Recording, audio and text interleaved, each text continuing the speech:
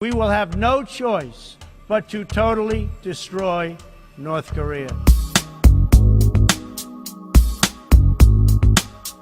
Rocket Man is on a suicide mission for himself and for his regime. No nation on earth has an interest in seeing this band of criminals arm itself with nuclear weapons and missiles. If it is forced to defend itself or its allies, we will have no choice but to totally destroy North Korea.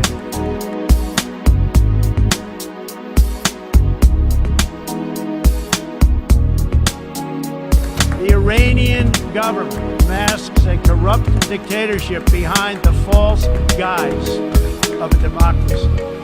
It has turned a wealthy country with a rich history and culture into an economically depleted rogue state whose chief exports are violence, bloodshed, and chaos.